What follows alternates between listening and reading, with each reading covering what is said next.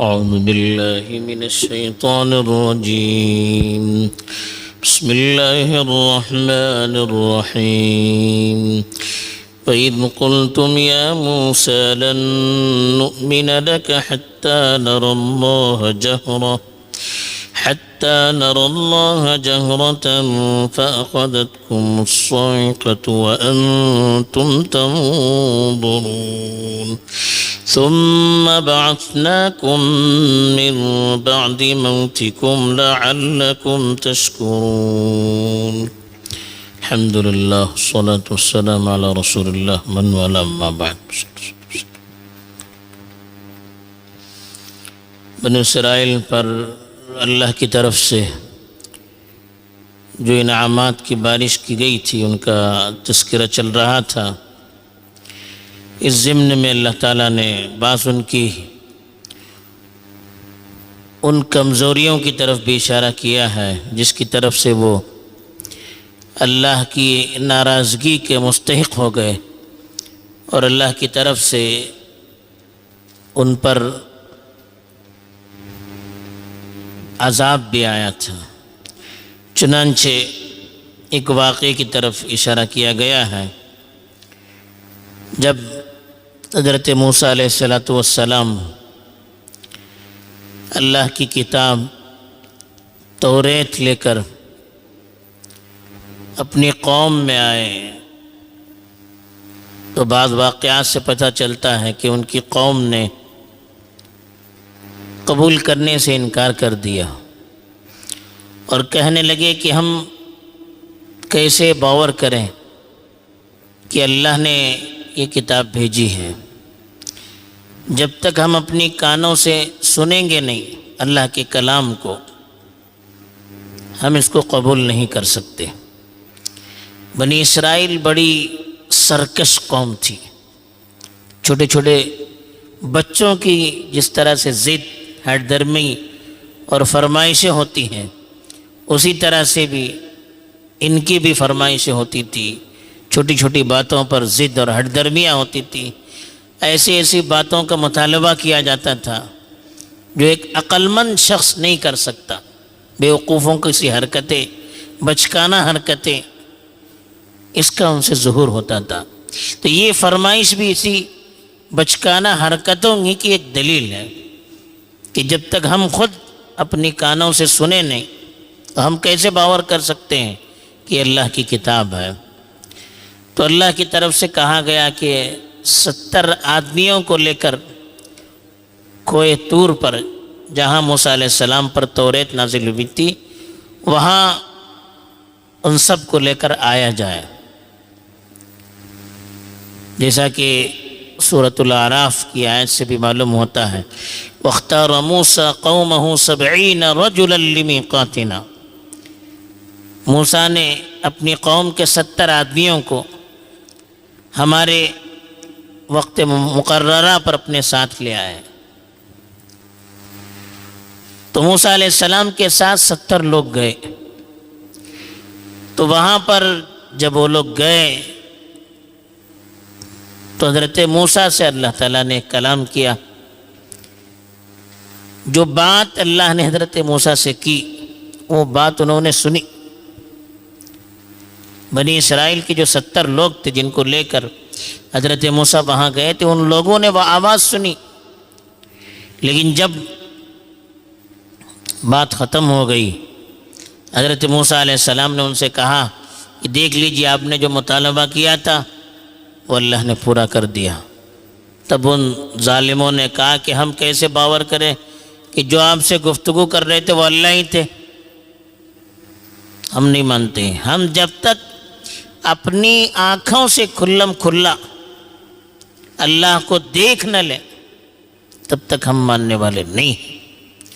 تو یہ جب بنی اسرائیل کی طرف سے مطالبہ کیا گیا اور اپنے نبی کی بات کو رد کیا گیا اس کو ماننے سے انکار کیا گیا تو اللہ تعالیٰ کو ان کی گستاخی پسند نہ آئی. فوراً اللہ کی طرف سے ایک بجلی کڑکی خطرناک آواز کے ساتھ بجلی کڑکی تو 70 کے 70 لوگ بھی وہیں پر ختم ہو گئے. اب حضرت موسیٰ علیہ السلام پھر پریشان ہو گئے کہ یہ بنی اسرائیل پہلے ہی ظالم اور ہٹ درم قوم ہے، اب یہ لوگ مر جائیں گے اور میں تنہا چلا جاؤں گا تو لوگ کہیں گے دیکھو پھر مروا دیا ہمارے لوگوں کو۔ تو پھر انہوں نے اللہ سے دعا کی، خوب روئے، گڑ گڑائے، تو اللہ تعالیٰ نے حضرت موسیٰ کی دعا پر دوبارہ ان کو زندہ کیا۔ تو یہ دوبارہ زندہ کرنا یہ اللہ کا بہت بڑا ان پر احسان تھا۔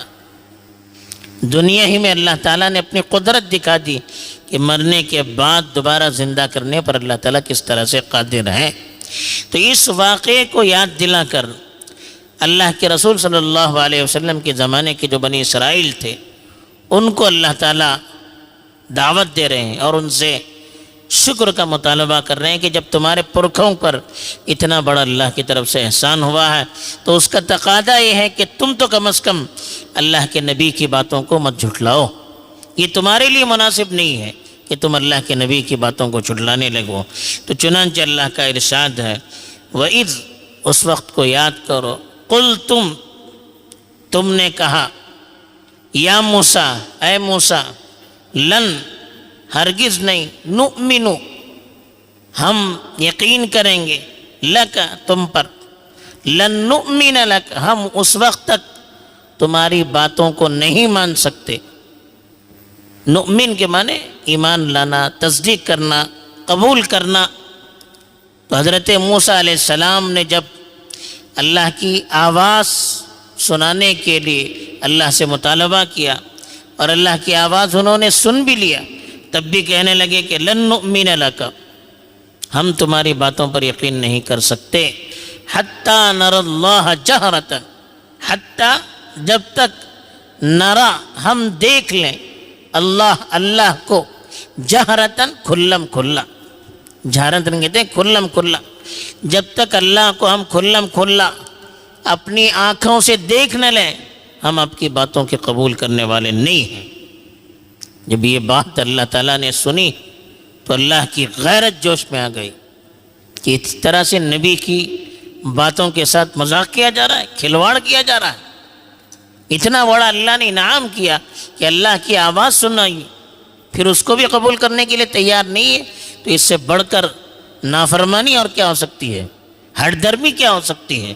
تو اللہ کی غیرت جوش میں آئی، فَأَخَذَتْكُمْ، تو پکڑ لیا تم کو، الصَّاعِقَةُ، کڑک نے، الصَّاعِقہ کہتے ہیں سخت ترین آواز جس میں بجلی بھی ہو۔ تو بجلی جب کڑکتی ہے، کٹ کٹ کٹام، تو بجلی پھٹ جاتی ہے تو آگ بھی لگ جاتی ہے اور اتنی زوردار آواز ہو جاتی ہے کہ کان بھی پھٹ جاتے ہیں۔ تو زوردار کڑک نے ان کو دبوچ لیا، وَأَنْتُمْ تَنْظُرُونَ، اور تم دیکھتے رہ گئے، یعنی آپس میں ایک دوسرے کو دیکھ رہے تھے کہ کس طرح سے مر رہے ہیں، کچھ نہیں کر سکے۔ تو بجلی جب کڑکی تو سارے لوگ مر گئے۔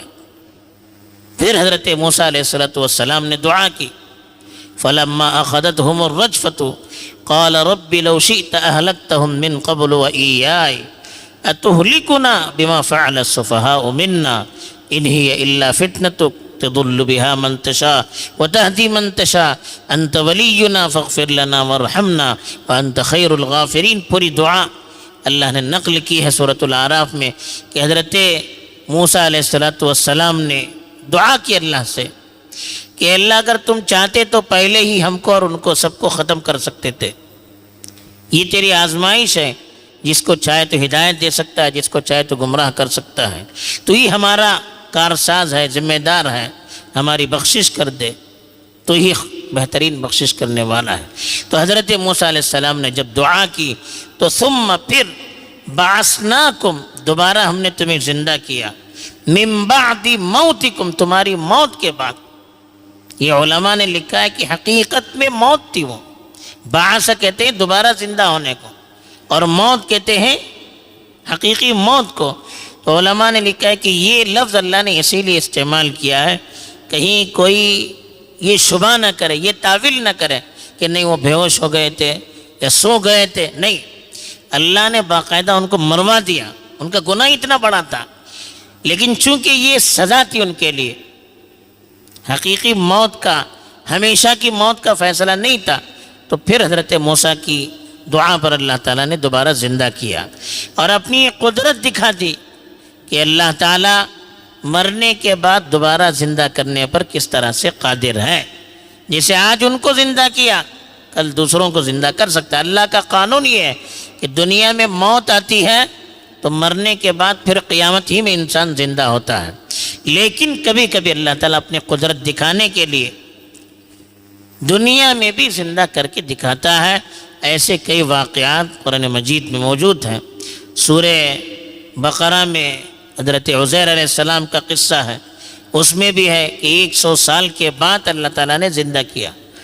سورۃ الکہف میں چند نوجوانوں کا واقعہ ہے. اس میں کہ 300 سال کے بعد زندہ کیا. پھر ایک واقعہ سورہ بقرہ میں آیا ہے کہ مرنے کے بعد لوگوں کو اللہ نے زندہ کیا. پھر حضرت عیسیٰ کا واقعہ بھی اللہ تعالیٰ نے یہاں قرآن مجید میں بیان کیا ہے کہ اللہ نے ان کو معجزہ دیا تھا کہ مرنے والوں کو دوبارہ وہ زندہ کرتے تھے اللہ کے حکم سے. وَأُحْيِي الْمَوْتَى بِإِذْنِ اللَّهِ، اللہ کے حکم سے میں مردوں کو زندہ کرتا ہوں. حضرت عیسیٰ کو بھی اللہ نے معجزہ دیا تھا. بہرحال کچھ واقعات قرآن نے بیان کیے ہیں کہ اگر اللہ چاہے تو دنیا ہی میں اپنی قدرت دکھا سکتے ہیں تاکہ بندوں کو یقین آ جائے. تو یہاں بھی اللہ تعالیٰ نے یہی کیا کہ دوبارہ ان پر اپنی نوازش کی، اپنی رحمت سے ان کو زندہ کیا. لعلکم تشکرون. کیوں کیا؟